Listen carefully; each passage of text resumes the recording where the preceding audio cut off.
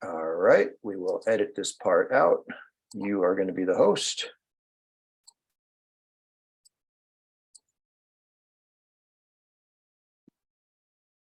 And it is still recording and you are the host. So go ahead, Esther. Thank you. Okay, so I think you can see my screen right now.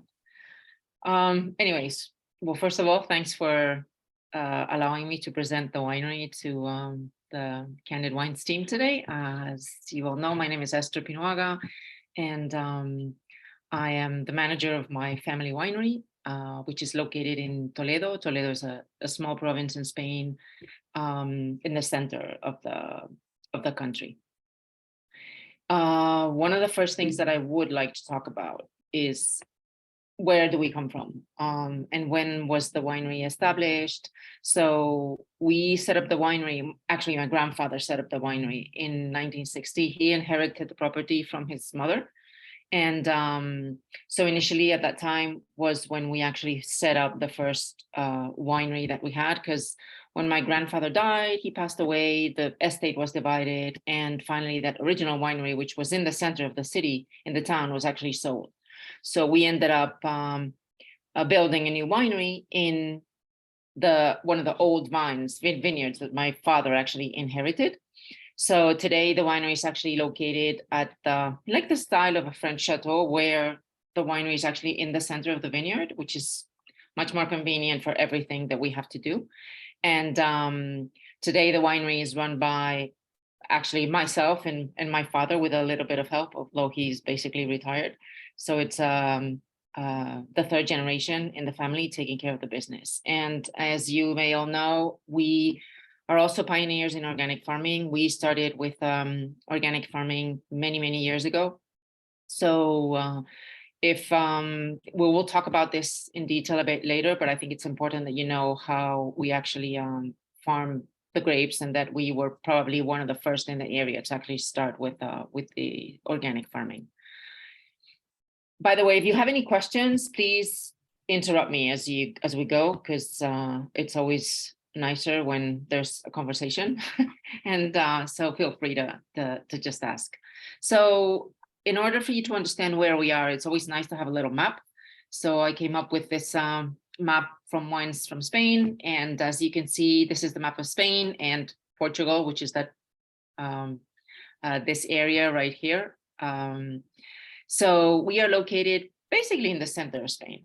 All of this area in Spain is central Spain, and it's up on a plateau. So we are located approximately 1 hour south of Madrid, and 1 hour from Toledo. Toledo used to be the capital of Spain in the 1400s, before Madrid.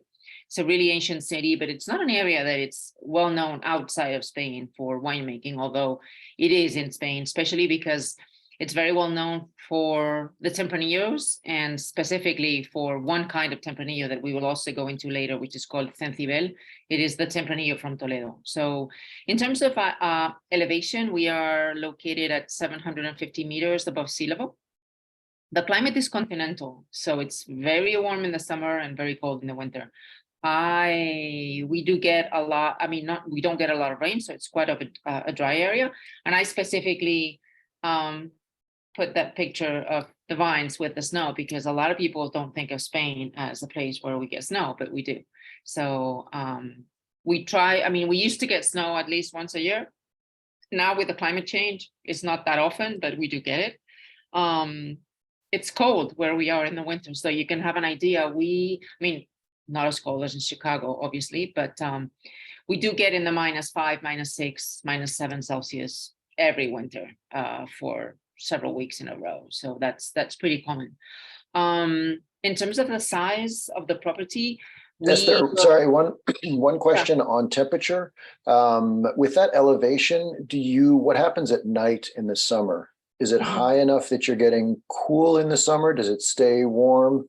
Yeah, it's a continental climate, so there's a lot of change between night and day temperature. And sometimes in specifically the summer, it's a bit semi-desertic. So it does get, maybe at night, you can go down 15 to 20 degrees difference from the day to the night. Yeah. So you may have like 30 degrees centigrade, 40 degrees centigrade, which is like 100 Fahrenheit, I think, all the way down to maybe 20, 17, 18, something like that. So it's like a big difference, which is good for the ripening of the grapes. That is something that at least we can count on. So in terms of the extension, we grow 30 hectares of vineyard. Some people tend to think that it's a big extension. I really don't know what that translates into acres. Maybe I should have looked it up, but maybe someone from the team can actually Google it and find it out. But one of the interesting things about the way we grow vines, and specifically bush vines in Spain, and that's why I actually stated that 50% of the vineyards that we grow, the extension is bush vines, is that the number of plants per hectare in this way to conduct vineyards is way lower. So we grow 1,200 plants per hectare on a bush vine system versus 2,200 on a trellis conducted in Spain, or 5,000, 4,000 and something in Italy or France. So with the same extension, we get lesser production because these vineyards need a lot of space to grow out. So we can't put them together because otherwise they wouldn't grow correctly. So that's an interesting fact that I think that all of you should know. In terms of the different soils, what we do at the winery is that because on those 30 hectares, we have different kinds of soils. We have alluvials, we have sandy, we have clay with a little bit of limestone. So what we do is that we harvest obviously every vineyard separately, and we vinify. We actually craft them separately on separate stainless steel tanks. And if we need to do a blending, we do it afterwards. So we always do like single vineyard vinifications, and then after each one is actually finished, we decide if we need to blend something or not. In terms of the grape varieties that we grow, most of them are indigenous, like local Spanish grape varieties. We do have a couple that are not local, but have been planted for quite some time, like the Sauvignon Blanc. In Spain, this grape has been planted for over 30 years, I would say right now. And it's a grape that has adapted really well. In terms of the appellation, that's another thing that possibly it's a disadvantage to where I am for now. And I'm going to tell you why. Because as you know, Spain is divided into all these, in this little map here, there's all these areas of different appellations. It's Rioja, Ribera, which are the most famous ones, but there's Jumilla, there's Uclés, there's like tons of them. And where, depending on where you're actually, the winery or the vineyards are, basically the vineyards are located, you can determine to which appellation your winery belongs to. And in my case, for being here in Toledo, I would have two options. One is to be in the appellation La Mancha. I don't want to be there, and I'll tell you why. And the other appellation that I can be in for now it's an IGP, which is it's also a geographical indication, Tierra de Castilla. So that's the other possibility that I have right now. The reason why I didn't want to be in the appellation La Mancha is because it's too generic, it's too big, and it doesn't really do much for me. And I don't believe that much in how the Spanish DO system classifies the wines according to the number of months they have to be in an oak barrel. So the Crianza, Reserva words or Roble words are, imply X number of months in an oak barrel and not necessarily imply quality. So, and each DO has a different number of months. So imagine you wanna, in the DO La Mancha, I think a Crianza is 6 months, and I think in Ribera or Rioja is a year in an oak barrel plus X number of months in a bottle.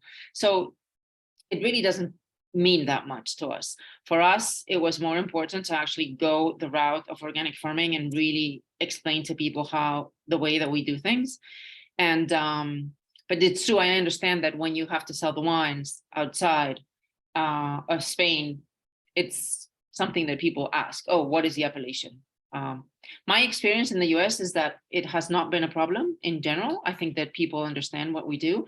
And especially when we talk about the fact that we want to go away from X number of months in an oak barrel just because I think that the way the market is structured these days, the consumer does not necessarily like wines that are way oaky, and so I think that that's something that does attract different customer base.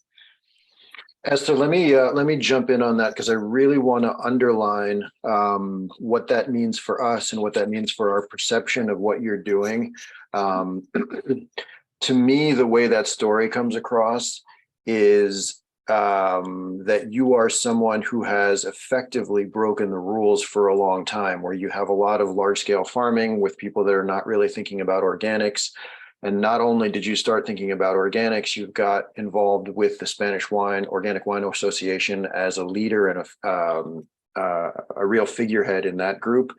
And it makes all the sense in the world that you are looking at very broad rules that don't specifically speak to the quality of the wines you make, and then applying what you think is best at every level of wine.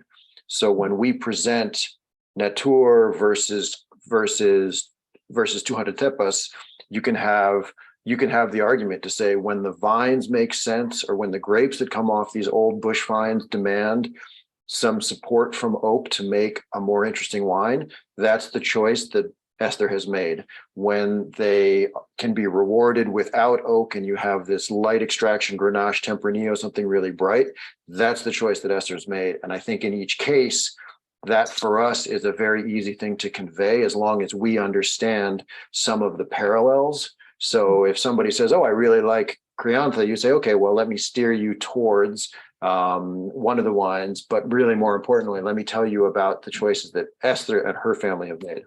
Mm-hmm. Okay, perfect. So, okay, so we were talking a little bit about the essence of the winery in terms of like bush vines and grape varieties and so on. And I specifically wanted to show you how these bush vines are actually planted, and how we think, and we're seeing that with the climate change, these old vineyards are better, I don't know how to place it, but they resist much better the climate changes because they have such deep roots that they can go underground, deep underground for the water, and versus the trellis conducted vineyards that we also have at the winery, a few of trellis conducted vineyards, but we are seeing that with the climate change, I'm grateful that I can count with some hectares of these old warriors, like we call them. So like I said, different kinds of soils. I picture the different soils there, from clay to sandy soils. In terms of the type of grape, I specifically want to talk to you about the Cencibel. Cencibel is the way we call a specific type of Tempranillo that only grows in Toledo. It is getting more and more attention these days in Spain, because I think that fortunately, not only us, but other growers around, there's a younger generation of people that have studied winemaking that are buying smaller plots of old bush Tempranillo Cencibel vines, and they're doing interesting things. So I think that is helping the name in general. One of the main characteristics that is really interesting about this type of Tempranillo is that it has a longer ripening cycle. I'm not sure if you know why Tempranillo is called Tempranillo. In Spanish, temprano means early. And the way we call it Tempranillo is a short name for early. It's because this red grape is one of the grapes that actually ripes early, versus other like Garnacha, which are later ripening cycles. So Cencibel has a longer ripening cycle, so you can keep the grapes on the vines for a bit longer before you harvest. And this is really interesting in an area where we are, where it's warm, and even though we have continental climate, that is always very interesting. The other interesting thing about this kind of Tempranillo is the skin. So the skin of the Cencibel, one of the main characteristics is that it's really, really silky. So the tannins provided to the wines when we actually make them are very soft. So that is, for me, another really interesting characteristic. And if you taste the grape when, you know, in the month of August, just before harvesting, you taste 3 different Tempranillo grapes, a standard Tempranillo, a Cencibel, and another Tempranillo from other regions. You can, just by chewing the skin, you can see how silky it is. And that's something that actually translates and goes into the wines. And for us, it's been interesting to see how, with the different types of soils that we have, the different vines that we grow, each of the wines behaves very differently because of the soils, but in general, they're all like soft, nice, and complex tannins. And that's because of this kind of grape. I do think, Esther, on that, I think that's a really good thing to highlight if you're talking about that comparison to Rioja, because we have a market impression, and I'll welcome feedback if anybody thinks I'm wrong on this, but there's a market impression of Rioja with that drier, dustier tannin. Often it's a sense of then needing a bit of oak to help soften it out over time. And I think that when we're pouring, that moment of being able to work into the language, this silky idea is a very good word. So just if we're talking about the elevator pitch, well, these are wines that are silky, and they come across as being more luxurious because of the nature of the tannin in the local clones. And I think that's a 1-sentence piece that I hadn't necessarily used before, but I really like to think about it, incorporating into our language. So yeah, and actually in terms of like there's a person at the winery who's very important for me, who is Pilar Garcia Granero. She's my head winemaker, and Pilar is from Navarra, from Pamplona. And Pilar is 63, so she's not a kid anymore, and she's been making wine for many years. But one of the things that Pilar told me when she started working with me was that, Esther, we need to make sure that silky skin that is part of your vines is also part of of your vineyards, is also part of your wines, because we don't want customers that sit at a table or at home or whatever and have to eat a steak to drink the wine, you know. So that silkiness that is part of the grapes is also part of the winemaking process too. So I would throw into that the idea that precisely what you're just saying, because you're tapping into so much of the idea of Spanish conviviality and sharing and tapas and talking and being together, and sort of, I'll get going on my own experience in Spain, but that idea of just being in a very social place and not being forced to wait for years to drink your Rioja or to have that steak that you mentioned. This place where you have wines that have the power and the strength to live into age, but they are just immediately forward and friendly. I think there's a little romantic story to twist in there, which I think is completely relevant. And I love that quote from Pilar on that. I think I heard somebody else starting to jump in. Did I cut somebody else off? Okay, great. Go ahead. Thanks. Yeah, and I mean, there's one other point that I think we should also highlight, and it's how, you know, Spain traditionally, the way that the winemaking has been structured has always been around oak aging, because that's how Rioja, which was, you know, it's probably one of the most famous areas in Spain, you know, has structured their winemaking for many years. So in our country, there's this, how to say it, there's this thinking that wines that are not aged in oak are no good. But the consumer doesn't know anything about wine in Spain, unfortunately. So when you give them wines like Natur, which is not aged in oak, or La Senda, which is not aged in oak either, or even the Piñuaga Tinto, and you don't tell them that it's not aged in oak, and they really like the wine and say, oh, because it's a wine, it's a younger wine, you know, it's a wine that hasn't been aged in oak, but it's still soft and silky. That's another objective, that we want to make sure that we can have wines that are not aged in oak, but that are not aggressive. So, you know, because when you obviously age wines in oak, the tannin softens by itself. But when you have wines that have not been aged in oak, you need to really, really know what you're doing without over extracting, and obviously working a lot with the skin, and to make sure that is actually present in the wine. Okay, so. Okay, in terms of organic farming, like I told you before, for me, I would say that one of the things that has actually really helped us, apart from, having great vineyards, taking care of them and making good wine, but the fact that we decided to really, really, really go through the route of organic farming has helped us tremendously. One, because I am convinced that because of the way that we're doing things in the vineyards, we have healthier grapes, and we're going to have longer lasting vineyards.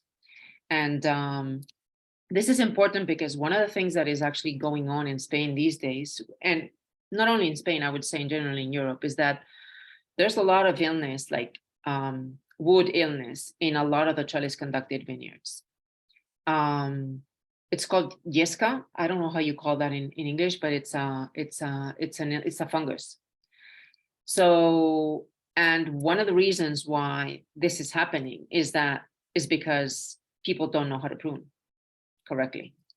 So we are also, apart from farming organically, we are also part of a group in Spain of wineries that is implementing, again, the system of, it's called a respectful pruning.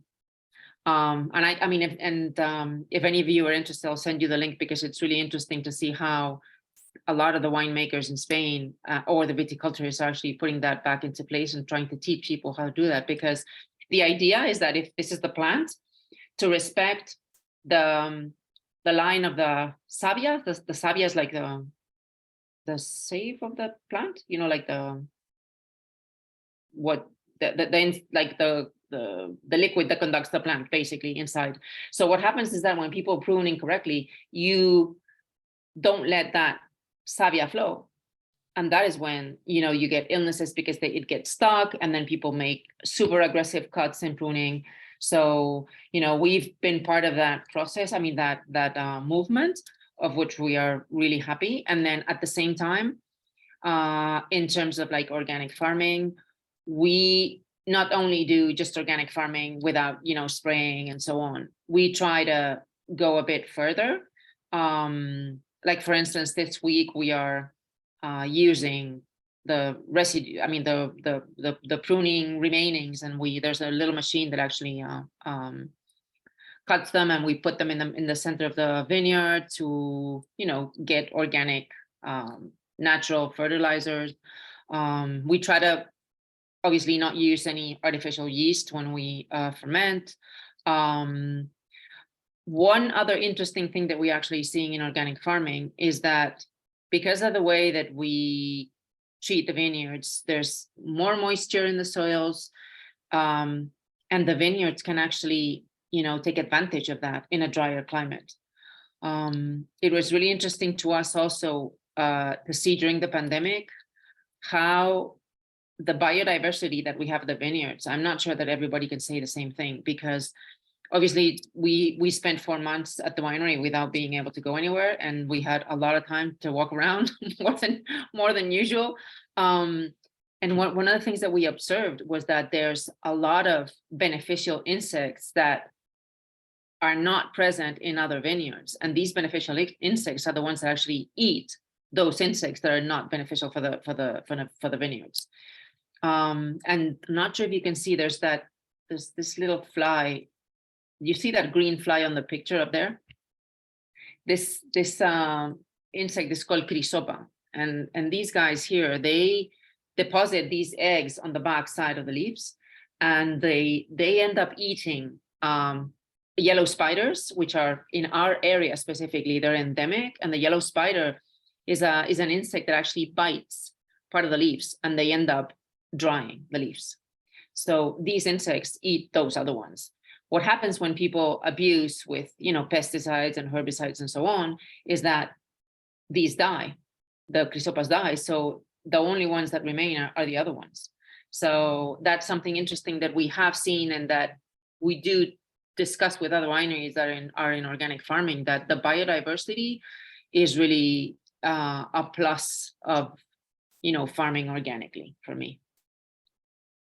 And I'm not sure if you know that there's a difference between organic in Europe and organic in US. Not sure if this is something that is of interest, Damien. Let me know if not, and then we can skip it. But Please go ahead. okay, because unfortunately, there's no agreement between EU and the US with organic.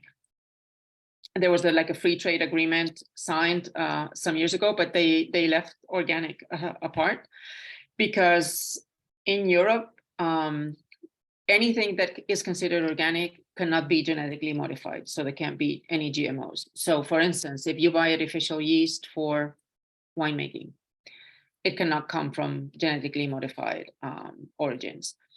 The other main difference is with sulfites, with sulfur. So in Europe, the addition of sulfites is permitted during the fermentation or before bottling. In organic, in Europe, is way lower than in conventional. But in the US, you cannot add sulfites in organic winemaking. So for me, that is. So let me just clarify for the US side of things, because our labeling, I deal with this all the time. Our labeling allows for people who are using sulfur to put on the bottle, as you'll see on Girasole, for example, or the Barra wines, made with organically grown grapes.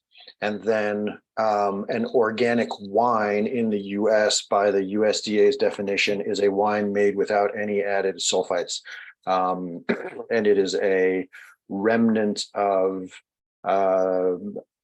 a ridiculous move in the 1970s around sulfur and people's reaction to sulfur, when salad bars were being sprayed quite literally to keep things green. So you had salads being sprayed with sulfur at a very high level, and rightfully there was a movement to eliminate that. But unfortunately, it means that the addition of any sulfur affects the organic rule, even if you have sulfur, the example we always use, sulfur in orange juice being higher than, or in preserved fruits being much higher than anything you're seeing in most wines. But it's a little bit of a backstory. It's a goofy law in the US. And the difference is simply that a wine made with organic grapes is what Esther is doing. And then organic wine is no sulfur at all. In the US. And that's why we cannot, when we export to the US, we cannot say organic wine on the back label. We have to say made with organic grapes. Okay. Any questions here? No? Okay, in terms of winemaking. I have a quick question, actually. Yeah, go ahead. Just speaking to the biodiversity and kind of what you observed during COVID. Obviously, that was just an opportunity to spend more time, like you said, in the vineyard and observe things maybe that were just, you had more time to observe. Since then, how was that time of kind of just getting to like see naturally what's going on and what everything leading up to that point had provided? How has that changed what you are now, I guess, or has it changed anything that you're trying to maintain or preserve because of what you observed? Did you? To be honest, it has, because when because it was my cellar master and myself, we were just walking around the vineyard one morning, and just walking around, all of a sudden here he comes and he's like, Esther, have you seen these little green flies? And I said, yeah. So we started looking on the back of the leaves, and we started seeing, these, like, it looks like a hair. It's like a hair, and at the end of the hair, there's like a little white egg. So I was like, oh my God, what is going on here? I didn't know what it was, to be honest. So what we did is that I have a very, very good friend of mine. He is in the south of Spain, in Murcia, and he's an expert in all the biodiversity in the vineyard specifically. So I called him and I said, Alfonso, his name is Alfonso. I said, Alfonso, I have this thing going on at the winery that I really don't know what's happening. And he said, send me some pictures.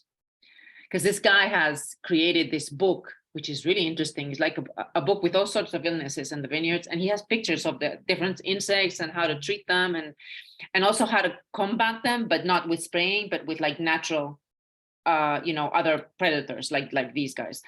So he calls me the next day and he's like, Esther, you are, I have to congratulate you. I'm like, why? I was like so scared. And he's like, because you're not you don't have to worry about anything, because the more grisopas you have at the vineyard, the better, the lesser problems you're gonna have.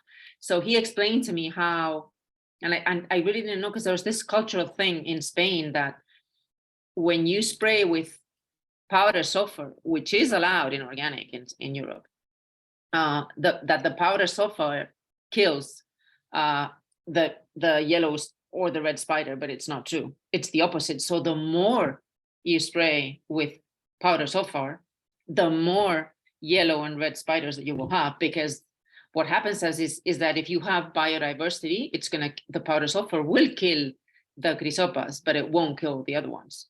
So now we look for them every year.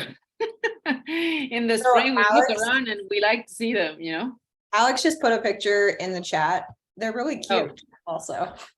Yeah. You actually see them in really healthy organic vineyards here too. It's a really good sign when you see that, for sure. Yeah. So it's it changed in the way that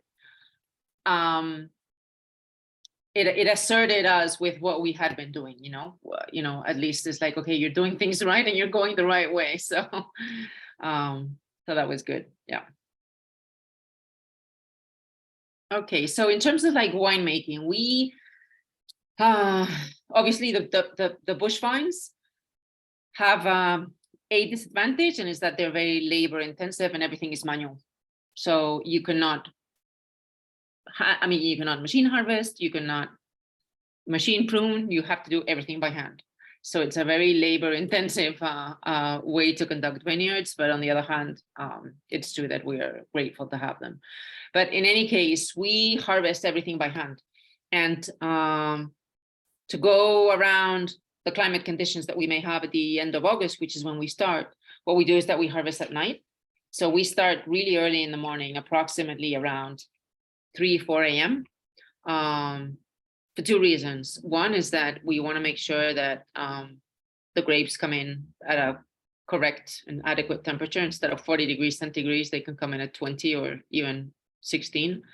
And then on the other hand, the workers that work with us, we don't want people working at 40 degrees centigrade in the sun.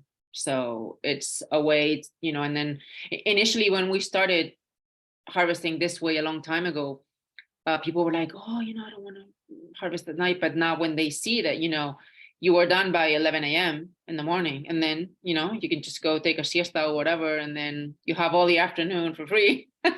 So I think that it's good. And I think that they actually do appreciate it. Esther, sorry, 1 second. I just want to ask, could you keep an eye? Rick had a connection problem and he's going to log back in. So if you see somebody asking to come in, just keep a look there, please. Oh, okay. And then the other thing is I listened to the thing about the siesta, and having thoroughly enjoyed the split schedule in Spain when I was in college, and having done the siesta, it's so funny to think about the sort of idea of, oh, you're just chilling out in the middle of the day, but yeah, you've been working since 2:30 in the morning too, or whatever. Yeah. Usually siesta is after lunch in Spain, is like at 3 or 4 p.m. because it's too warm to be outside. So people just stay home and just take a siesta. But it's not a reality anymore, honestly. We don't take siestas every day, unfortunately.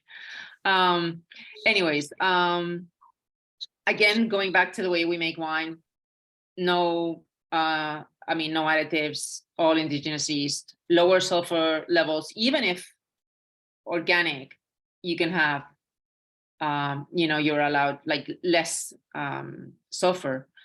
We even use less than is permitted in organic, because for us, the use of sulfur is just to preserve the wines. To make sure that they get to you guys correctly. I don't want to abuse sulfur anyways. So for us, that is interesting. And we can talk a little bit about the fining agents, because that's a tricky thing. And then I also wanted to let you know that it's going to be interesting. You probably won't see it because we label wine specifically for the US, but in Europe, just so you know, there's a new legislation that is coming up in December this year where all of the wineries have to state all of the ingredients that we use for winemaking and state the calories of the wine. So it's going to be interesting to see what a lot of the wineries are going to put in there, because if you're going to have to declare everything. The only positive thing is that they're going to allow us to do it with a QR, so we don't have to write everything on the label. But in our case, we would only have to declare a few things if we use a fining agent that we do, and sulfur, which we already do, and basically that's it, because we don't use anything else. But I know that a lot of the wineries that say, oh, especially with this natural kind of thing going on these days, it's like, oh, we don't use anything. I'm like, okay, I'd like to see that if you don't, because it's easy to say, but when you're not inspected or certified and you really don't have to declare, then it's a different story. In terms of the sorry, Esther, just on that, that's absolutely something I want to come back to once you do it. Just a request to please send me a link to that QR page. That's a very easy, very interesting one to add in and say, do a little blog post or something like that once we do that for representing the wines. Are you seeing Rick log in on the other side? No, the thing is that up here, I don't see anything that anybody is trying to get in, or if I participants, no. But maybe, I'm gonna stop sharing the screen in case I'm not seeing, but no.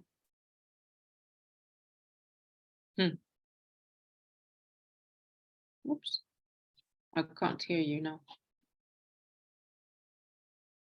Can you hear me? Yeah. Oh. I had muted myself. I was just waiting. Oh, okay. 'Cause I was- Yeah, Rick may just have had a connection issue at home. Okay. So. Well, if you connect Go with ahead. him or whatever, just let me know in case I need. If he texts us back, we'll let you know. Okay. Go ahead. Good. So these pictures here of those bunches of Tempranillo, I think are interesting, because so that you see that the Tempranillo, specifically the type of Tempranillo Cencibel that we spoke about earlier, the bunches, the clusters are very tight together, so they're not loose apart, they're very tight together, and that's something that is also really interesting to see. And oh, okay, he's here. A ver. Now. Hello? I think he is here. Oh, here we go. So yeah, so that's how a Tempranillo bunch actually looks like. In terms of the fining agents, I did want to specifically bring this up because I'm not sure if vegan wines is still such of an issue or a tendency or things that people question. And in Spain, it's not, just so you know. In general, you ask someone in Spain, like a regular customer or a friend of mine, is like, oh, did you know that there's wines that are vegan? And they're going to ask you, it's like, they're what? So really have no idea.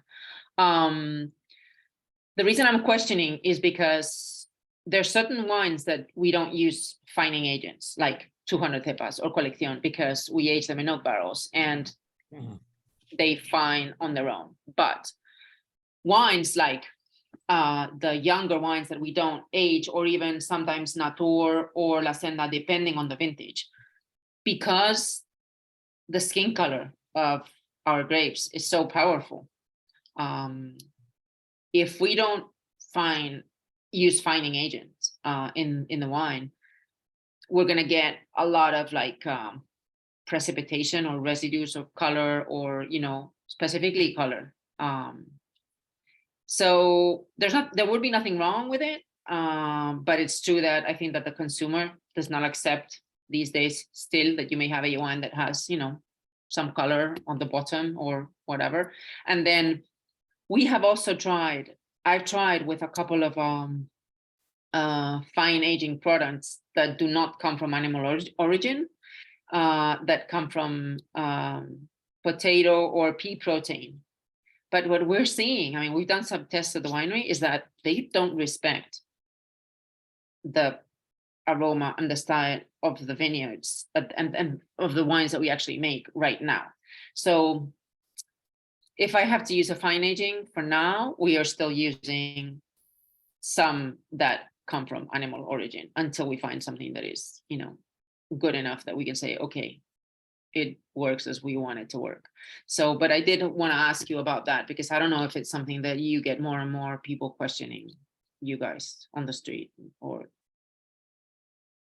We have specific accounts that look for vegan wines, mostly because they're probably vegan restaurants. But I think in general, the issue is more just a lack of education with the general consumer. So it's not necessarily the animal products. It's just like the surprise that egg white or isinglass might be used. And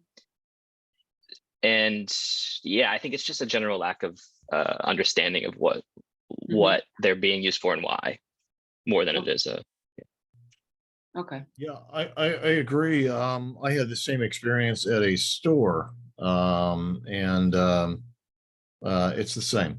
I agree. Okay. Good.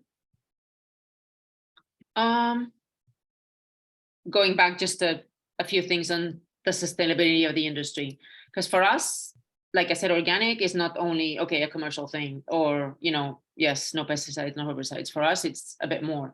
So it's more a way of life, and more, how can we contribute even further to the sustainability of our industry, and, you know, contaminate as less as we can. So because by default, obviously, every industry has a positive CO2 footprint. So one, we try to reuse the byproducts as much as we can. Then we did implement a few years ago solar energy panels to be able to, and today we are almost 80% of the energy that we get comes from the sun, which is great. In terms of the CO2 footprint specifically, we did this project, which that might be interesting for you guys to know, with Amorim. Amorim is one of the biggest cork companies in the world. They are from Portugal.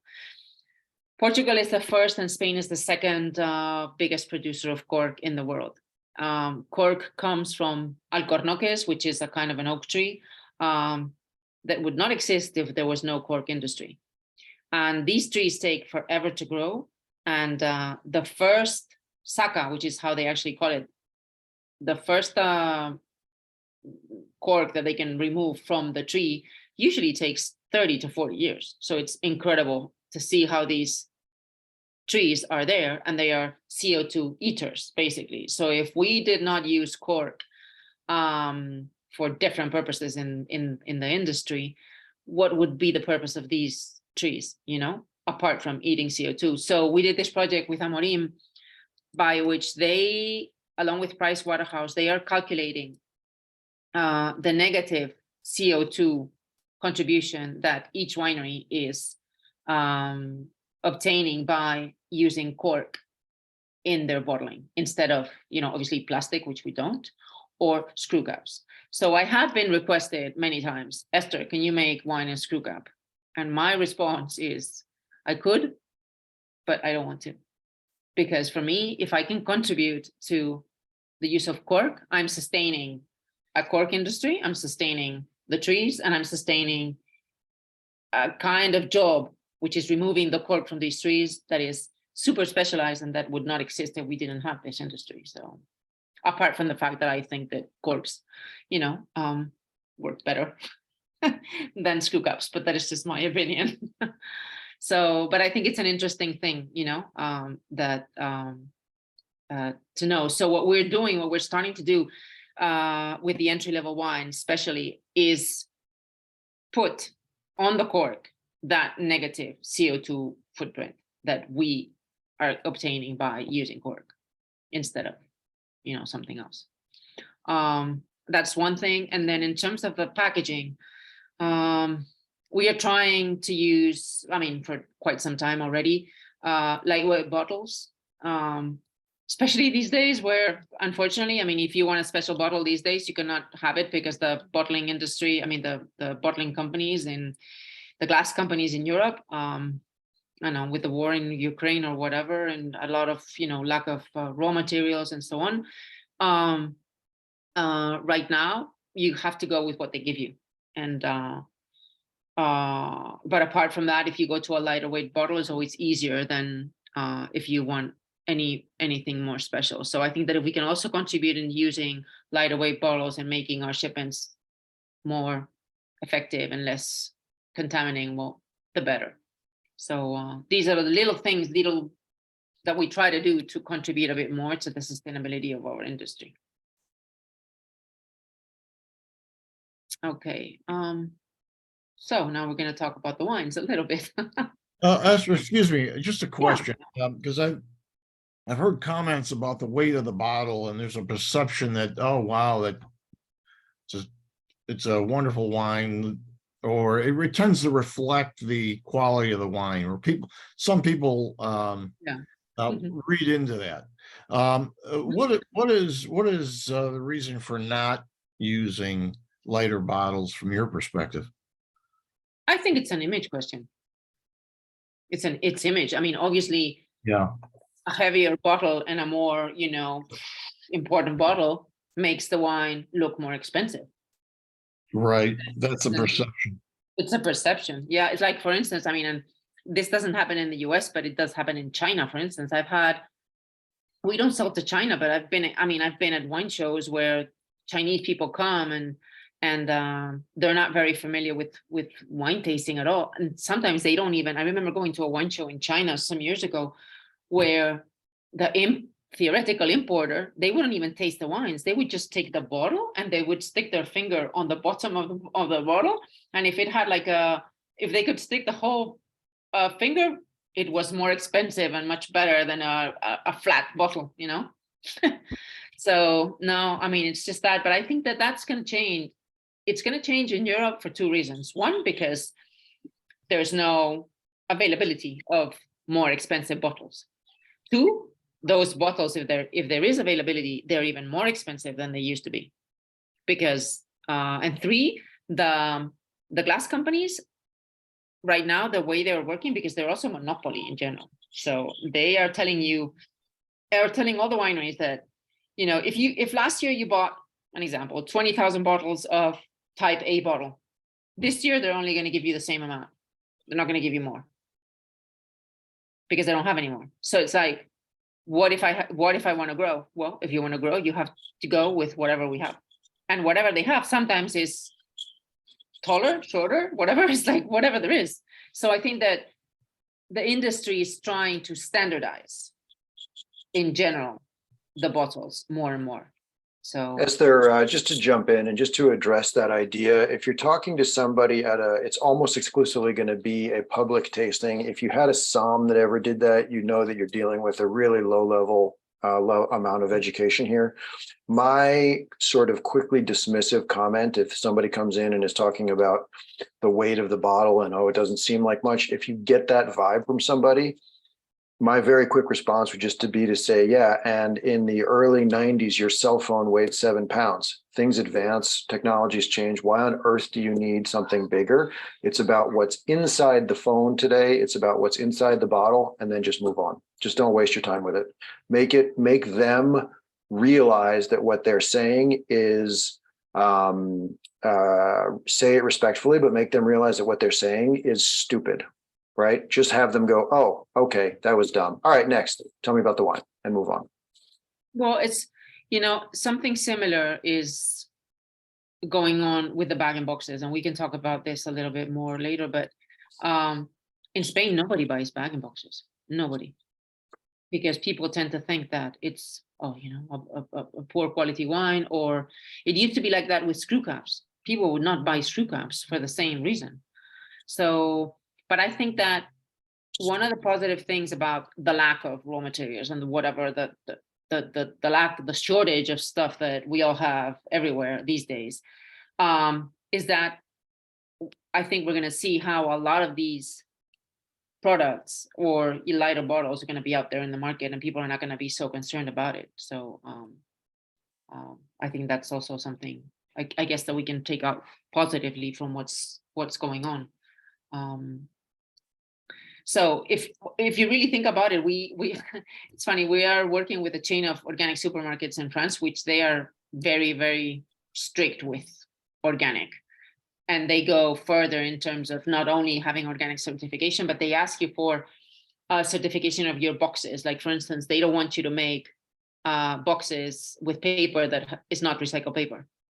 Then, in terms of plastic, they make you reassure that you are using recycled paper and that there's no plastic in your paper or in your boxes and stuff like that. And the third component that they're actually looking at these days is if some wineries, if we would be willing to remove the top of the bottles. How do you call that in English? The bottle closure, like the capsule? The foil Capsule. on top, and in our world, the barras in Mendocino, just so the new lineup, everybody from the barras, the reserve wines, don't have the caps on them because there's no reason for them. So There's no reason. We're There's okay with no that. really reason for that. I mean, there's So, one Esther, reason I can Let say. me just jump in here because I think we're looking now at the very most important thing, and we've got a couple of people here who don't know the wines, haven't gone through, and you've got the lineup. Can you introduce us to the wines series by series here?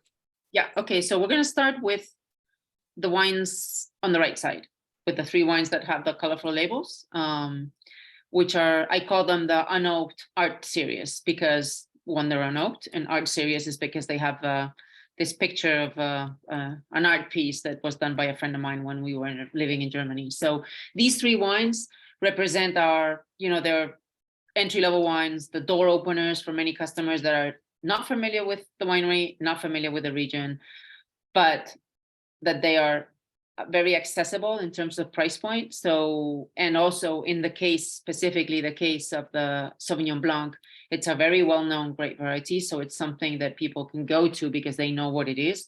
And it has a nice, an approachable price. And when people taste the wines, they see that they could, step up and maybe buy something from us that is a bit more expensive, without fear. So that's the objective of these 3. We have the Piñuaga Bianco, which is 100% Sauvignon Blanc. And we've been quite successful with this wine in general because the style of the wine is not a heavy Sauvignon Blanc. It's more like a Mediterranean kind of citric, floral, dry Sauvignon Blanc, which has worked very well across the board, no matter if it's a glass pour, no matter if it's by the bottle.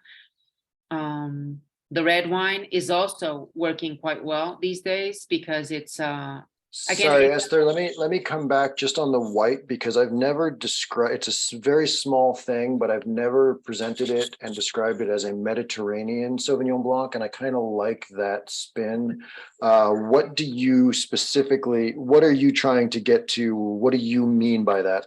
Okay, what I mean is that I think that when a consumer is exposed to a Sauvignon Blanc from New Zealand, where they're, heavier and bolder, in this case, for me, I assimilate Mediterranean style white to less heavy, less bold, less concentrated. So that's the way I kind of describe it. So that's one I think to hold on to, because we do often get that same thing where people saying, oh, Sauvignon Blanc, I don't like the grass, or I'm specifically looking for. So if you have somebody who's coming up that doesn't want the New Zealand style weightier piece, just simply introducing as Mediterranean and then giving people that little bit, because Mediterranean is a touch point for us that is it's romantic, right? It's just very easy. And so if you do that, then you can have somebody that says, I don't like Sauvignon Blanc, and it happens all the time at a consumer tasting. I think just by following up and saying, well, this is a Mediterranean Sauvignon Blanc is a really good little dart to throw commercially. So noted, I like that a lot. Okay, good. That was the first thing I noted when tasting it, was a ripeness and integration of the pyrazines that came off much more in that floral and herbal sensation as opposed to green pepper and grassy. But yeah. Good. Yeah, I did And then that out. for everybody as well, we had not too long ago, we had a Sancerre, we had a Chilean Sauvignon Blanc, we had Esther's Open on the table at the office. And what was the line through them was that sort of more tropical fruit note in the middle. And it was interesting how much it stood out. So again,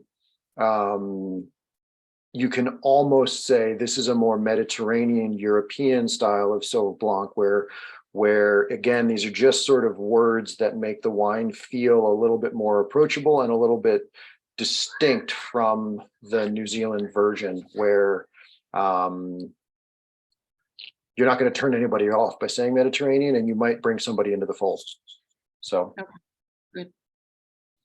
So the Piñuaga Tinto is the same style in terms of objective that we have as with the white. So it's a lighter style red. A lot of consumers tend to think that Spain, again, is bolder wines, heavy, you know, and nothing to do with that these days anymore.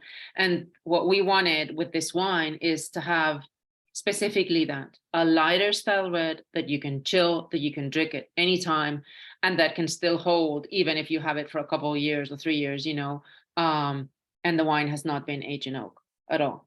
So it's a juicy wine. I haven't seen anybody say, okay, I don't like it. Even people that may be looking for something heavier, but it's nice, you know, and I think that these days we all look for, you know, wines in this style at some point, you know, even, you know, before a dinner, whatever, you just want to open something light and don't think about, you know, what you're actually opening. Say, okay, I have this really nice, you know, juicy, approachable and fun red.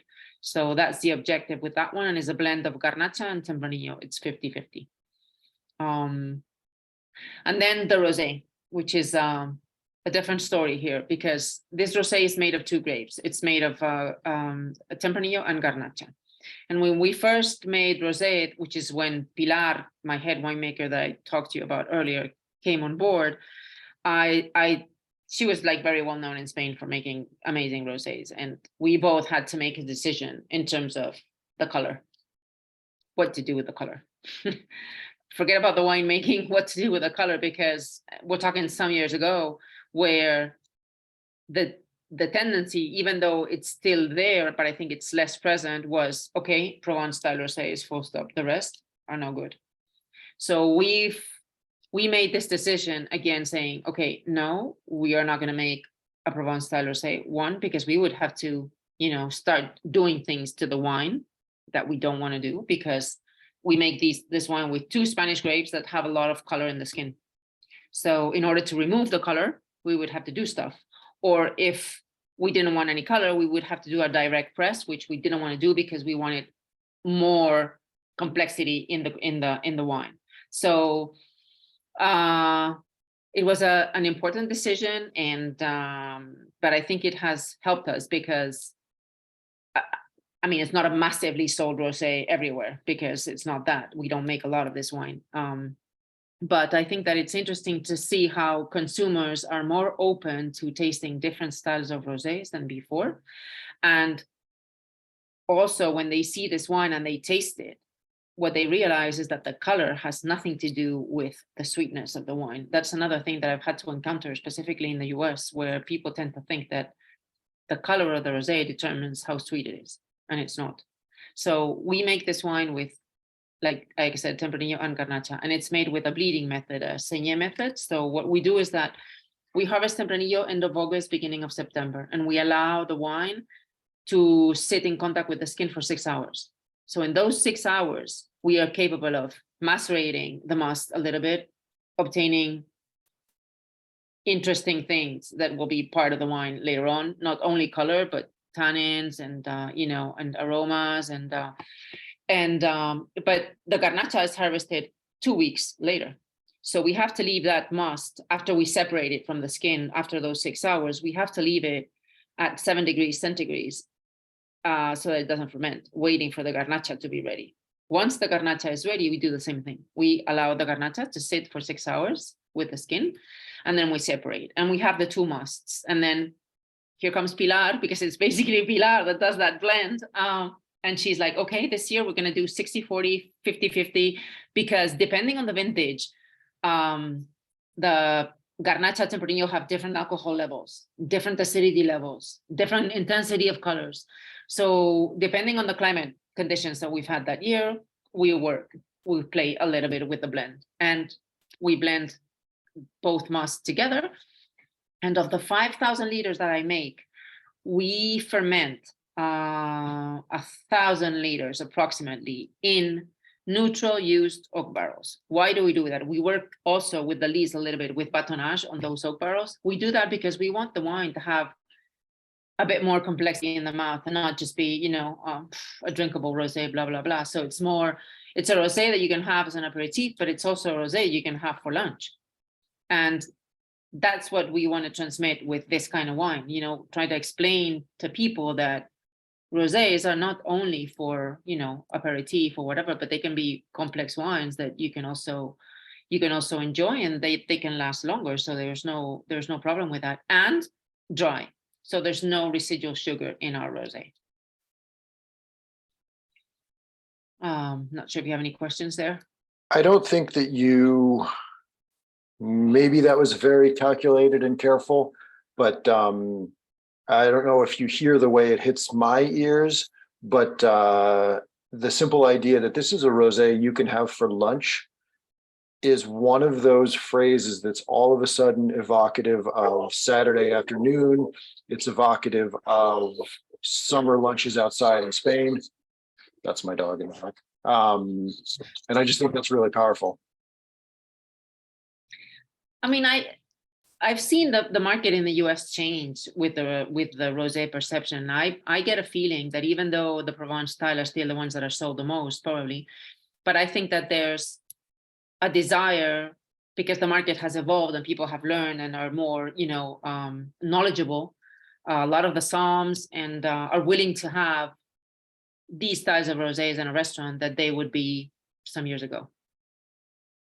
Yeah, and the other thing that I think is really important here is that, again, you are the key here, right? We are selling Piñuaga wines. What is a Piñuaga wine?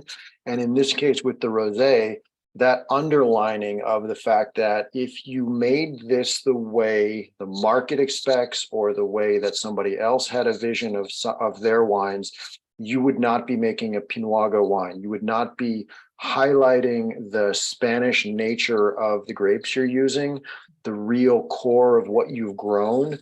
And we can use that language. So if you walk into a restaurant where you're considering the rosé, and it's a Spanish restaurant, or it's a restaurant with a sense of place, you can present this as a rosé to say, look, this color and the flair, the way this wine shines is because it's made in the heart of Spain, and they refuse to rip the heart of Spain out of the grapes.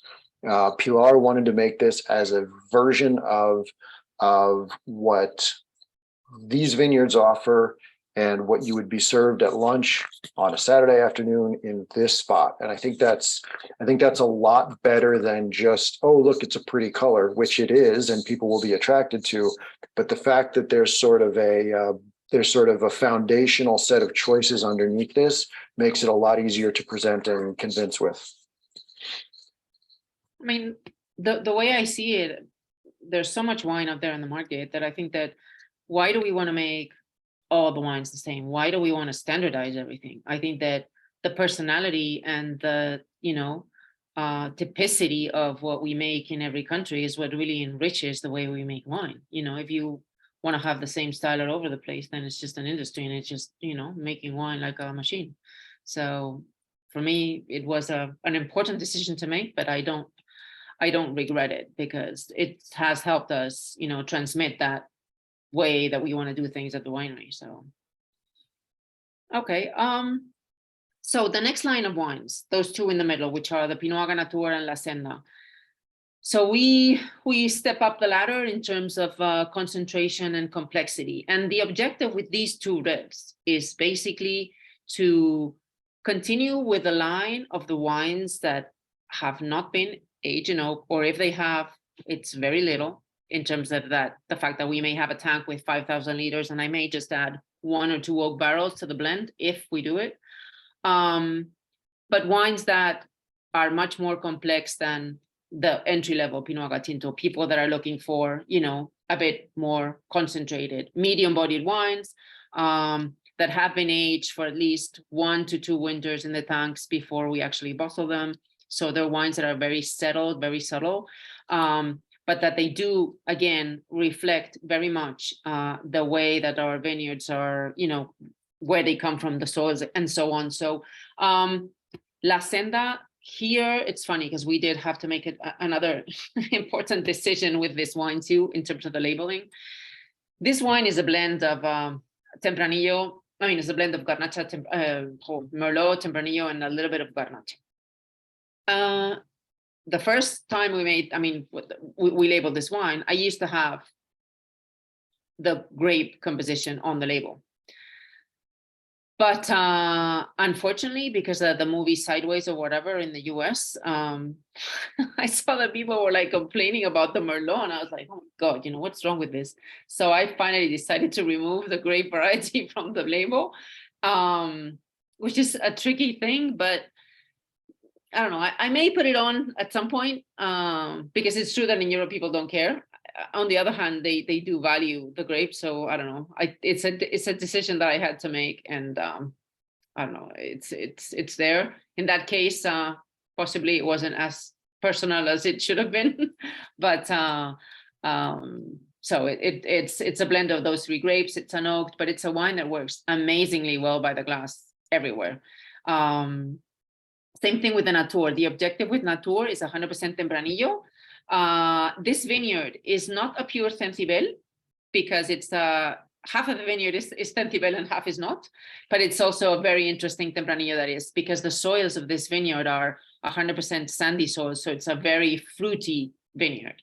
And what we wanted to transmit here is how this because it's a 40-year-old bush vineyard, how can we make this kind of Tempranillo without aging it in oak? And that's, I think that, in my opinion, the Natur is probably my most versatile wine across the board. And I think that is what, in the US, this wine has been, in general, very successful because the style of the wine is what a lot of consumers like. I remember going to a store in New Jersey some years ago, and the buyer was saying, Esther, this is a people pleaser wine. And I thought, oh, people pleaser, what is that? And then I thought, okay, yeah, so it pleases a lot of different palates because it's a wine that has fruit, but it's not a fruit bomb. It's got concentration, but it's not heavy. It's got a very elegant tannin. So it's great, and it goes with almost any kind of food. Versus La Senda, which is, I think that the fruit of the Merlot is more present in that green part of Merlot is more present. And is a wine that possibly would go really well with Asian foods or more spicier stuff versus the Natur, which basically goes with everything. Any questions here? Real quick with the Natur, is that referring just to the estate in general, or is there anything specific I'm for sorry? why you named it that? The Oh, Natur. the name. Yeah. Yeah. Okay. Yeah, I forgot about that. Each wine has, except for the entry levels, which is this basically Tinto, Bianco, and Rosé. Each wine has, the name comes because of the element on the label. So La Senda has the picture of these old espadrilles, which are shoes that people used to wear to work in the fields in Spain, and they're made of esparto, which is this plant that grows, and it used to be threaded to make baskets or these types of shoes.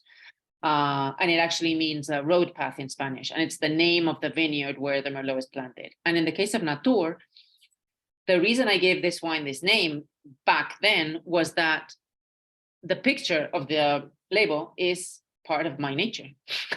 So it's a thistle that grows in my region, and the flower is purple, and it grows in the spring, and it blooms in the spring, and it dies at the end of the summer.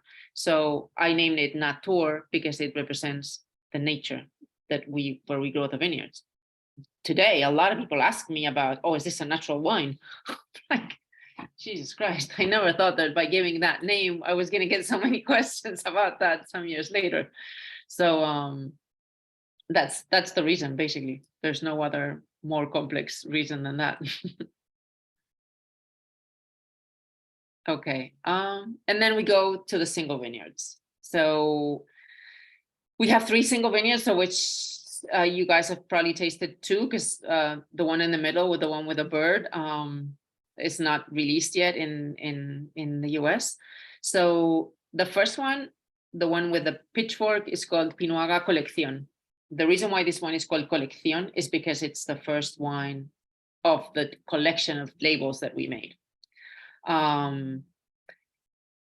This is a single vineyard coming from a 45 to 50-year-old bush vine, clay with limestone soils. It's probably the most classical wine of the wines I make. When I say classic, I'm thinking about Rioja, more, because the wine is macerated after fermentation, so we extract a bit more. And then the wine is aged in mostly American, 225 liter oak barrels and some 300 liter oak barrels, but mostly American. So the style is very classic. And there is a customer base that likes this kind of wine. So for me, I'm happy to do that style, which is more classic, by using a bit more of American oak, not new oak though, it's 2nd and 3rd year oak barrels, and a wine that when you taste it is very settled and very subtle. And it's got, obviously, it's a different animal than Natura or La Senna in terms of concentration and of, aging potential.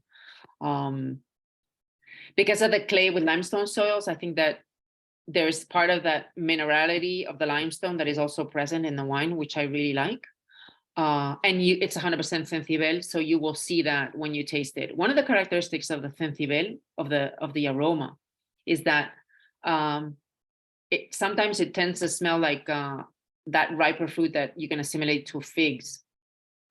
So we can smell that during the fermentation once we macerate it, and for us it's something that reminds us of how the Cencibel actually behaves.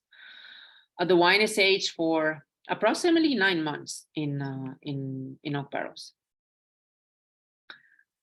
Okay, I'm gonna go to the 200 cepas. I'm gonna skip the one in the middle because you don't know this wine, and I'll talk about that last.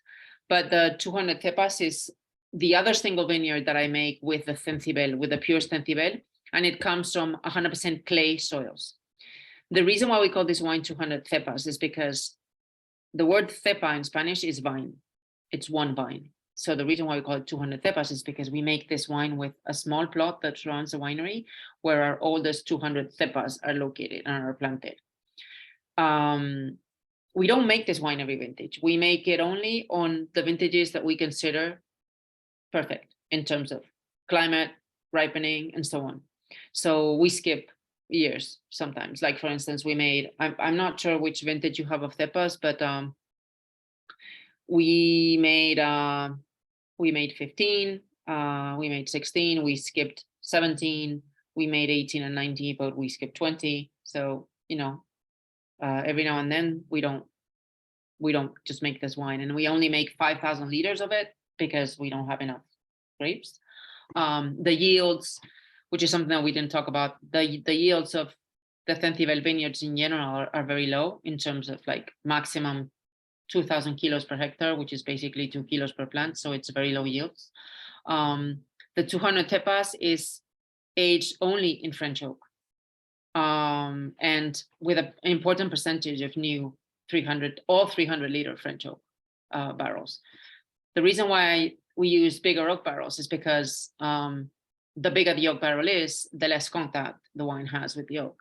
So, we're going away from that classic style of the Colección in a way, and going more to a more modern and then we also really like how the French oak respects the soil, the earthiness of this wine, and so the wine is aged for a year and a half, depending on the vintage on the oak barrels. What else? The logo of the company, of the image on, sorry, forgot to talk about the image of the Colección and the image of the 200 cepas. So that pitchfork is a pitchfork that we use here to move the hay, And it's a picture of that pitchfork over a typical wall of the houses in Toledo, which are not painted outside, but they're whitewashed. So when the whitewash falls off, that's how it looks like. And we made this picture in a house in my town that belongs to a friend of mine in their patio. So I don't know, for me, it has a nice story because they're very good friends of mine. And that pitchfork belongs to the mother that actually just passed away, unfortunately, a couple months ago. And then the 200 tepas, the logo of my company is that windmill that we can talk about later. So yeah, then the last wine that I want to mention is the Piñuaga Pico Largo. That bird is called abubilla in Spanish. It's called, in English, I think it's called oop or something like that, because it makes this oop noise. And we have a lot of those at the vineyard, and you can actually see them. So this is a single vineyard Garnacha. It's called Pico Largo. Pico in Spanish is the beak of the bird, and largo is long. I didn't want to use the word abubilla on it because it's kind of difficult name to pronounce, but Pico Largo for me was something just immediate just by looking at the bird. And it's 100% Garnacha. It's fermented in used oak barrels, both alcoholic and malolactic fermentation in used oak barrels. We work with the wine over lease for several months, and then we age the wine in those same oak barrels for at least 9 to 12 months. We released our first vintage last year. I didn't make a lot because it was just a test. We made like 1,000 liters, and this year we were making 2,000, not that much more, but and the idea with this wine is not to have, again, it's kind of similar with the Sauvignon Blanc, but not to have a bold Garnacha or a heavy Garnacha. It's more like in the lighter style of things. So hopefully you can have the chance to taste it at some point. Yeah, so I guess so just to highlight, Esther, and I so appreciate you taking the time to go through, but to highlight the thing that becomes very obvious, I'm always thinking about as you're presenting the lineup for people. This lineup gives you a reason to sell your way into a meeting with a somm, because you can go in and say, we have a chance to taste the effects of oak, the effects of extraction, the effects of the nature of this particular clone when we run through the Piñuaga lineup. So you can very easily sell a tasting that could be a public tasting if you're doing it with consumers, or it could be one-on-one with the somm, and then you work your way through, and you've got Natur, which is just the idea of the no oak with this blend of Cencibel and the Tempranillo in here, moving your way into Colección and the 200 cepas, where you're comparing French versus American oak. You're talking about the history of the local area or history of winemaking traditions in Spain with American versus French oak, and how they present differently. And it's just a very easy, logical presentation to do that is one to keep in your bag for that time when you want to spend a little bit more time with a buyer, right? Like somebody can be looking for a glass pour, you take them in Natur and it works and that's great. Or you can say, let's dive in a little bit deeper. And it's just something on our side to really put away, because you walk out of the meeting with having made a very good impression on the buyer, and they are going to really appreciate the idea of how deeply Esther dives into the details and why these are specific. So I think all of that is what Esther said, and I hope you heard it, but really think about translating that into a run with the wines where you can set people up, and then next time Esther's in market, she comes in and talks to the somm who's already seen it, and you've really established a relationship for the long term. One wine I didn't put in this slide, but it's because it didn't fit. Let me go back. Oops, here. Okay, we're looking at La Frasca, which is my bag and box. This was also, again, I guess our my winemaking life is made of difficult decisions. And this was another one, because, and I actually did talk to Damien a lot about this, because like I said, making wine in a box is something that is difficult in Spain, because I knew that we were not going to sell the wine in Spain. But on the other hand, I wasn't sure, during the pandemic, everybody went crazy about the boxes, but I wasn't sure that was going to be still a tendency after that. So, but again, I'm conscious about sustainability and how, this kind of packaging can actually be a lighter weight, and you can take it with you picnicking or to the, whatever, for the beach or whatever. And then at the same time, instead of using 4 glass bottles, 4 corks, for everything, you're using less raw materials to make the same volume of wine. So the idea with it is that I didn't want to just put like any generic juice in there. So what I did is that I said, okay, let's put a good quality wine in the box, like the Piñuaga Tinto. So it's basically the same blend, but vice versa. So it's a bit more Tempranillo than Garnacha, but the style is exactly the same. And the idea is to try to find those consumers that, may appreciate a better quality boxed wine that has name and last name, and that has appellation, and that has vintage on it, instead of just something generic out there. I'm still working on trying to promote the wine in general in different countries, because each one has their own, difficulties. But I'm hoping, I did want to hear what you guys had to say in general about how the wine has behaved in general for you guys. It is true that I have seen something a bit difficult that I don't know how to solve, to be honest, and is how people can taste the wine, because you cannot open a box and carry it around. Maybe Chicago, that you guys use the car a lot, but there's like in New York, for instance, nobody would walk around with a box like this and taste it with customers, because everybody walks on the metro, So it's that thing that I'm still trying to figure out how to get out there some samples, or how maybe just sending, bottles of the wine, with just a sample label on it, so you guys can actually use it. I don't know. I did want to bring this up as on the conversation, because I think it's an interesting point. I think in the American market, we've seen some really good traction with bag and box over the last couple of years. And I think part of it is kind of post-pandemic. And one of the selling points on the floor for me with them was the medium's preservation of the wine. Trends in the United States, I think Europe too, that people are drinking less at one sitting. So the ability to open the box and pour a little wine and preserve it over 2, 3, maybe even 4 weeks is super enticing to people.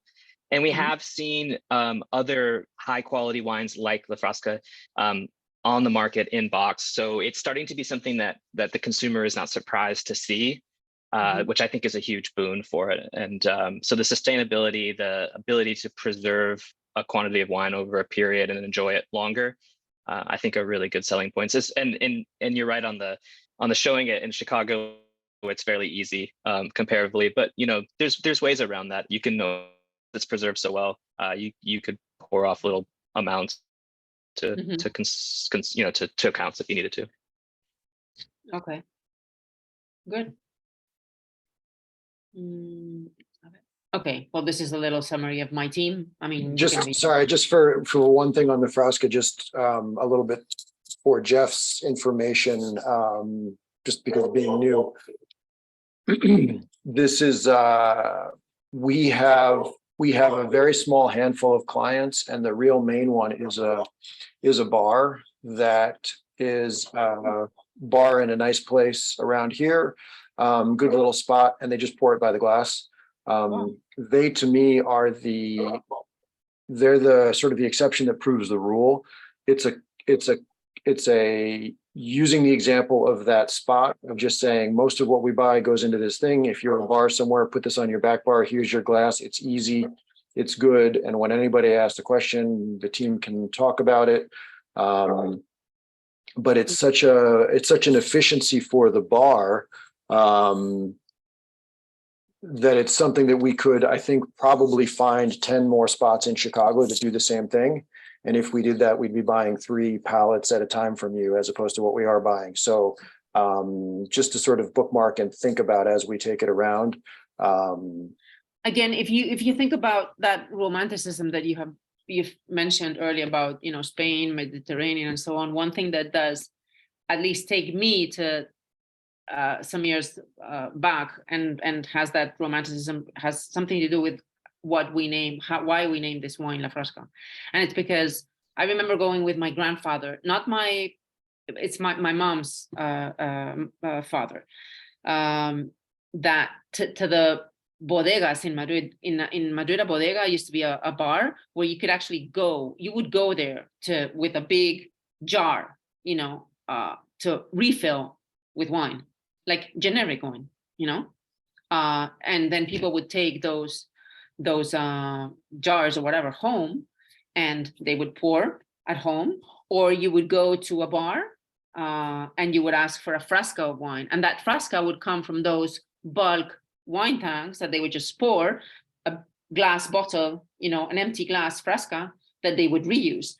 So it's a way of, you know, going back to that sustainability that we did have years ago and that we've lost because we are so, you know, comfortable with buying, you know, things in plastic and one by one and so on, you know. And I think that if bars could really do that by using these kinds of boxes and reusing the same frasca for customers, you know, to pour the house wine, for instance. Why not?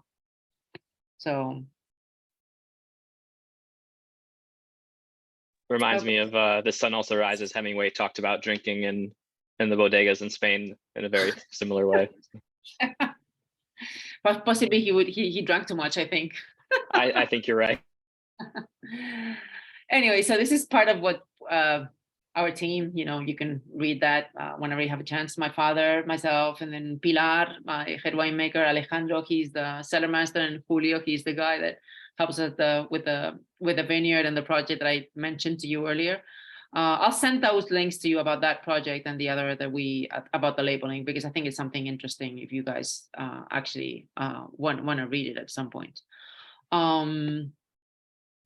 Then last but not least, I decided that in this case, I was going to put this picture because I thought it's something really interesting about my logo and Chicago. And it's funny because, obviously you all know what these air motor windmills are. I don't have to tell you about what they are if you're from Chicago or you live in Chicago. But we have one of those at the winery. It's actually in my grandfather's house. And there used to be a lot of these in Spain at that time. And I'm talking about 1940, 1950, approximately, after the Spanish Civil War.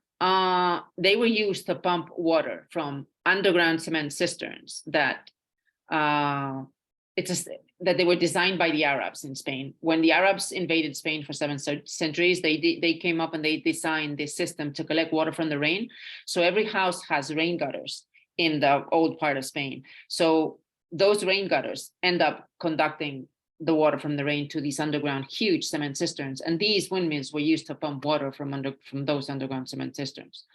When we came up with the new lines of wines and the identity of the winery, I thought that this windmill could be a great logo for my company because it represents the sustainability, windy place where, new winds, new wines, new style of doing things. And, but investigating a bit more, when I went to Chicago, I always wondered why the windmill has on one side written Guillén, which is this guy's name, Juan Guillén, his last name. You can see that on the picture, it says Guillén. And then on the other side, it says Air Motor Chicago. So I thought, wow, why is that? So I investigated a little bit. And this guy, Juan Guillén, from Alicante, he was the distributor of this air motor thing from Chicago. So my grandfather was one of the people in Spain that actually bought one of these. So they were made in Chicago, shipped and assembled in Spain and installed everywhere. And you can still see some of those. There's actually one, there's this, my mom's parents, they used to have a little apartment in Gandia. Gandia is a small I mean, it's a beach town in Valencia, and there's this restaurant that has one of these in the middle of the backyard. And I always thought about going to the door and say, listen, if you ever want to get rid of the windmill, send it through. But anyways, I think it's a really cool story about our windmill and how we are linked to Chicago in a way. I actually have an air motor windmill on the property I grew up on in Michigan too. We used to pump water from our ponds. See? In Spanish, they're called molinetas. Mm. Yeah. So that's it. Any questions? I do have a question about preserving the Cencibel on your property and how you go about sort of replantings. Are you taking cuttings from the old vines on your estate? Yeah, I'll show you. You see that picture on the top right-hand side? We graft with, as much as we can. Even, some of the trellis conducted Tempranillos that I have, or if we have to replant, we try to do it as much with our own genetics, to preserve that. Do you have phylloxera problems? Are you planting onto American rootstock? Are they own-rooted? The new ones, I mean, like if we have to replant, we plant with American rootstock. But there's no, I mean, some of the old Cencibels do not have American rootstock, but there's not that big of an issue in the area with that. Just for my understanding, the Cencibel versus Tempranillo, when we're talking about that, should we make a distinction? Should we combine the two? Should we always say Tempranillo, Cencibel in conjunction? I'm going to give you an opinion, and probably Damien is going to give you another one. I don't know, but for me, I think that the reason, and that's something that I might change in the next years, is I never put the Cencibel on the label because I thought that it's something that people are not going to recognize. So I am Spanish, and I also think that as a country, we need to make sure that we do things like, I don't know, like the Italians do in a way. We think that they're great sellers of their things and of their brands and of their image. I think that if Tempranillo is known, then we should go for Tempranillo. Imagine if Malbec had 10 different names, it wouldn't have probably been as famous or as well known, as it is. So for me, I think that we should say Tempranillo, but if you can distinguish in a way and you can explain to the customer that not all the Tempranillos are the same, and that in Spain, because of the origin of our genetics and our soils and our tradition, we have different genetic material in different regions, and Tempranillo is not called the same everywhere and doesn't behave the same everywhere. So I think that it's a way to differentiate the Tempranillo from Toledo, which is unique from where we are. And I think that these days we do need to make wines special and with personality, because otherwise we are going to be standardized. So I think that we need to talk about both. And I may put something on the back label in the short term, just to say something about the Cencibel, because I think it's interesting. But I don't know what Damon thinks. I mean, or what. I think it's terrific, and I think we would welcome it. And the way that I think about it, specifically to take your example of Malbec, there's actually a little bit of the exception that proves the rule in that, because when you're in the Loire Valley and you're talking about all of a sudden people are like, oh, what's that? And so it's something new and interesting, even if it is related. So I like having something a little bit different. I have seen Psalms respond to Cencibel and sort of shake their head a little bit and say, oh yeah, okay, it's Tempranillo. What I think that we've sort of unlocked here in the conversation for me in terms of presentation, and I'm embarrassed to say I haven't noticed it before, but we always learn things here when we do these. To me, that luxurious, softer tannin with the Cencibel is the way to go with it. It is I've been thinking here about what is it, Tempranillo? The way that you might talk about, depending on your audience, you might talk about different gradations of quality, like you might get within the slow food movement around pork and talking about pata negra. So yeah, it's a pig, but it's not all the same pig. And it's a very different sort of flavor and texture. And so we say, well, it's ham, right? That's Spanish ham. No, it's not, right? It is, but then you can go down. And why would you want to explore and spend more time and spend more money? Why do you want to have a wine program that's a little bit more layered and interesting? And so if we start in with this idea of Rioja and the idea of what people's perception of Tempranillo is, and then you add in this appreciation of, yeah, well, this version of Cencibel is a little bit different. It's a little bit more luxurious. It's a little bit softer, and let me pour you the wine. People will see that. And I think we can make the parallel with Pata Negra as a pretty easy local one, where again, you're focusing on you're putting somebody at a table at lunch with you in Spain, and then selling, and then making the sale.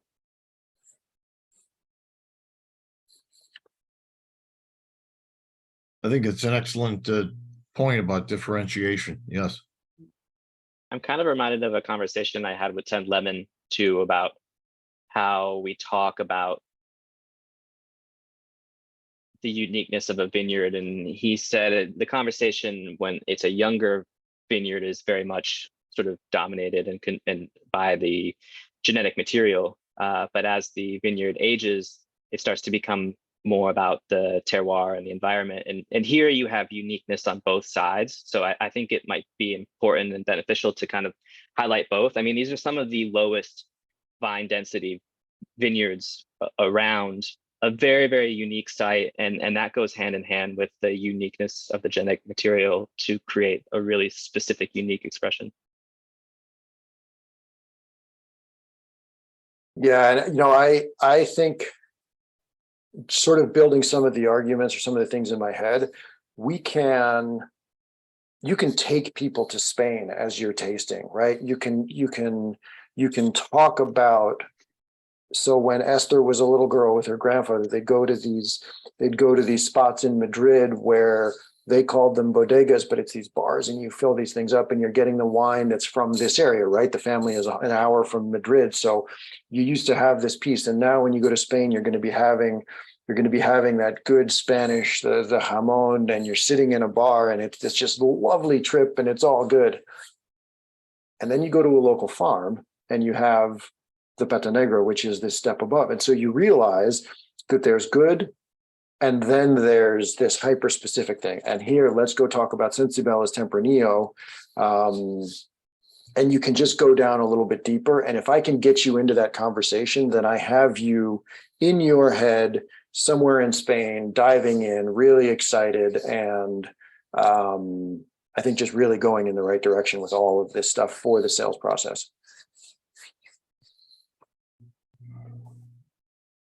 Great. Super. Sure. So I think that was my presentation on the side. On my side. So